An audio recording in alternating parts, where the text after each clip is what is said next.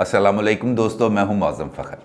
اہم کرداروں کا آصف علی زرداری سے رابطہ ہو گیا۔ وہ اہم کردار کون ہیں اور کرداروں نے آصف علی زرداری سے کیا بات کی اور آصف علی زرداری نے ان کو اپنے موقف سے کس طرح آگاہ کیا اور اپنی بات ان کو سمجھائی، یہ وہ تمام امپورٹنٹ ڈسکشن ہے جو میں بھی آپ کے ساتھ کروں گا۔ لیکن اس سے پہلے ایک اور اہم انکشاف، اور وہ انکشاف اس شخصیت کے حوالے سے ہے جس کے ذمے پاکستان کے اندر ادارہ جاتی کرپشن کو نہ صرف بے نقاب کرنا ہے بلکہ اس کے تمام مجرموں کو کافر کردار تک بھی پہنچانا ہے۔ جی، میں بات کر رہا ہوں نیب کی۔ نیب یہ ادارہ ہے جس کے ذمے ہے کہ وہ پاکستانی شہریوں سے جو ان کے ساتھ جو لوٹ کھسوٹ کی جاتی ہے، ان کے جو رقومات، ان کی پراپرٹیز اور اس قسم کے دیگر معاملات ہیں، جو ادارہ جاتی کرپشن ہوتی ہے، اس کو بے نقاب کرنا ہے۔ لیکن اگر خود اس ادارے کے سربراہ کے ساتھ بھی ہاتھ ہو جائے تو دیکھیں لوگ کس حد تک دیدہ دلیر ہیں کہ لوگوں نے چیئرمین نیب کو بھی چونا لگا دیا۔ آپ حیران ہو رہے ہوں گے، جب مجھے پتہ چلا تو میں بھی حیران ہو گیا، بلکہ اس کا انکشاف چیئرمین نیب نے خود کیا۔ چیئرمین نیب نے ایک تقریب سے خطاب کرتے ہوئے یہ بتایا کہ یہ ہاؤسنگ سوسائٹیز کے معاملے میں کوئی معاملہ چل رہا تھا، تو انہوں نے بتایا کہ میرے ساتھ تو خود بھی ہاتھ ہو گیا۔ ایک اخبار کے اندر مجھے، جب میں سپریم کورٹ سے ریٹائر ہوا تو مجھے ریٹائرمنٹ کے پیسے ملے، تو میں نے سوچا کہ اس کی کوئی انویسٹمنٹ کر لینی چاہیے، کوئی پراپرٹی خرید لینی چاہیے۔ تو اخبار میں ایک اشتہار دیکھ کے میں نے وہاں پر پلاٹ کے لیے پیسے جمع کرا دیے، اور پیسے جمع کرائے 45 لاکھ روپے، اور اس ہاؤسنگ سوسائٹی نے تقریباً 4200 افراد کو فائلیں بانٹیں اور وہ سوسائٹی لاپتہ ہو گئی، اور چیئرمین صاحب کے بھی 45 لاکھ روپے چلے گئے۔ جب ہاؤسنگ سوسائٹی والوں کو پتہ چلا کہ جسٹس جاوید اقبال اب چیئرمین نیب بن گئے ہیں، ان کے تو ہاؤس بونڈ پھول گئے، انہوں نے کہا یار یہ تو ہم پھنس گئے ہیں۔ تو وہ انہوں نے رابطہ کیا چیئرمین نیب سے، اسلام آباد گئے، اسلام آباد میں جا کے ان کے آفس میں ملاقات کی اور ان کو ان کا 45 لاکھ روپے کا چیک پیش کیا کہ جناب یہ اپنے پیسے واپس لے لیں۔ تو چیئرمین صاحب کے بقول کہ میں نے ان کو کہا کہ آپ کی لسٹ کے اندر میرا نمبر کتنا ہے، تو انہوں نے بتایا کہ جی 1700، یعنی کہ 1700 نمبر ہے ہماری لسٹ میں آپ کا۔ تو چیئرمین صاحب کہتے ہیں کہ میں نے ان سے کہا کہ جب آپ 1699 لوگوں کو پیسے دے دیں گے تو پھر میرا نمبر آئے گا، آپ مجھے اس وقت پیسے دیجیے گا۔ اپنے طور پہ تو انہوں نے یہ بڑی اپنی ایک مثال دینے کی کوشش کی کہ میں کتنا اصول پسند ہوں، لیکن حقیقت یہ ہے کہ آخر چیئرمین نیب بھی نشانہ بن گئے اس پراپرٹی مافیا کا۔ دیکھنے کی بات یہ ہے کہ چیئرمین صاحب نے یہ تو بتایا ہی نہیں کہ وہ ہاؤسنگ سوسائٹی کون تھی، وہ کون سی ہے، اور ہاؤسنگ سوسائٹی کے اندر اب اس ہاؤسنگ سوسائٹی کا کیا معاملہ چل رہا ہے، اور وہ کون سے لوگ تھے جنہوں نے ان کے ساتھ رابطہ کیا اور ان کو پیسے واپس کرنے کی پیشکش کی، اور اس ہاؤسنگ سوسائٹی، اس پرٹیکولر ہاؤسنگ سوسائٹی کے خلاف کیا نیب نے کوئی کارروائی کی۔ 122 ہاؤسنگ سوسائٹیاں ہیں جی اس وقت جس کے خلاف نیب انکوائریاں کر رہی ہے مختلف الزامات کے تحت، اور اس میں سے ایک وہ سوسائٹی بھی ہے۔ لیکن اس سوسائٹی کا معاملہ اس وجہ سے مختلف ہے کہ اس کا نام ایک ایسی ہاؤسنگ سوسائٹی کے نام سے ملتا جلتا ہے جو جسے ہم کہہ سکتے ہیں جو بڑے طاقتور حلقوں کی ہاؤسنگ سوسائٹی ہے۔ میں DHA کی بات کر رہا ہوں۔ تو ہاؤسنگ سوسائٹی کا نام DHA سے ملتا جلتا تھا، لہٰذا چیئرمین صاحب نے بھی وہاں پہ پیسے جمع کرا دیے اور پیسے پھنسا بیٹھے۔ اب یہ معاملہ نہ صرف نیب میں چلا بلکہ یہ سپریم کورٹ میں بھی چلا، اور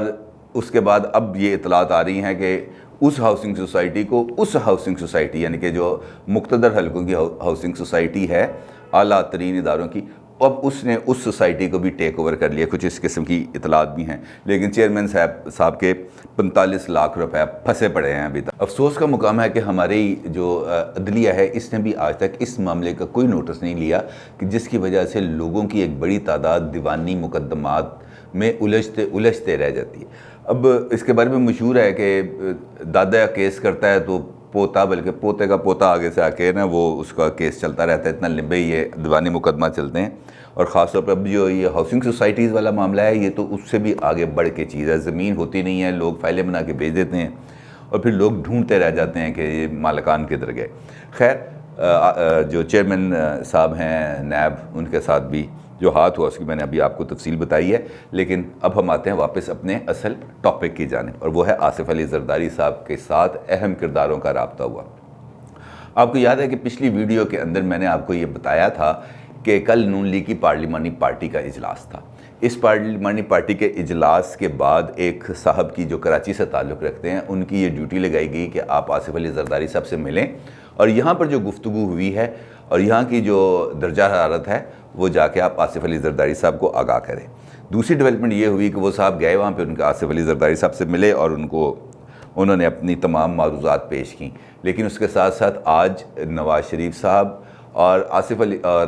مولانا فضل الرحمان صاحب کا بھی آصف علی زرداری صاحب سے رابطہ ہوا اور اس میں بھی انہوں نے اپنی جو تحفظات تحریک عدم اعتماد کے حوالے سے آصف علی زرداری صاحب کو اس پر اعتماد میں لیا اور انہوں نے ان کو یہ قائل کرنے کی کوشش کی کہ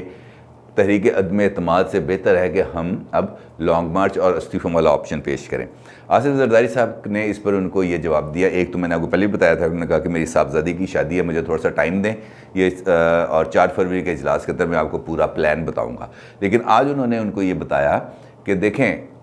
ہم اس حکومت کو بھیج دیتے ہیں گھر تو ہمارے پاس نیکسٹ فوری طور پر الیکشنز آ جائیں گے, جبکہ میری یہ رائے ہے, میرا یہ ماننا ہے کہ ہمیں اس کو اسمبلی کے اندر سے ہٹانے کے بعد وہ کام کرنے چاہیے جو ہمارے لیے اس وقت ضرورت ہے. آصف علی زرداری صاحب نے کہا کہ میں اپنے لیے, اپنی پارٹی کے لیے میں آپ سے کچھ نہیں مانگ رہا, میں آپ سے یہ کہہ رہا ہوں کہ ہمیں ادارہ جاتی اصلاحات کرنی ہیں جو اس وقت ہمارے لیے بہت امپورٹنٹ ہے, کیونکہ اس کی وجہ سے ہمارا سارا سسٹم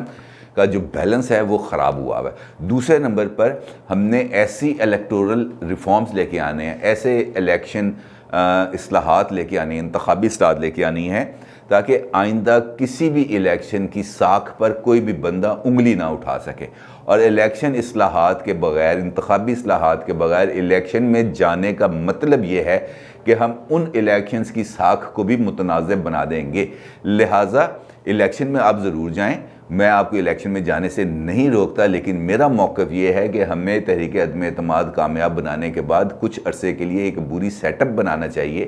اور اس اسمبلی کو استعمال کرتے ہوئے وہ قانون سازی کرنی چاہیے جو اس وقت ہماری ضرورت ہے. اور خاص طور پر یہ جو نیب کی وکٹمائزیشن ہے ہمیں اس پر بھی کنٹرول کرنا چاہیے, جس پر ان کا یہ کہنا تھا کہ جناب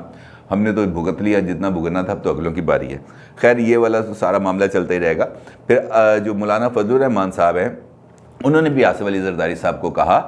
کہ ہمیں اب آگے کی طرف بڑھنا چاہیے اور تحریک عدم اعتماد کے آپشن کے علاوہ باقی آپشنز پر فوکس کرنا چاہیے. اب اس کے لیے یہ طے پایا ہے کہ اب جو 4 فروری کا جو ہے سربراہ اجلاس پی ڈی ایم کا وہ خاصا گہما گہمی ہوگی, ہنگامہ خیزی ہوگی, اور دیکھتے یہ ہیں کہ اب پی ڈی ایم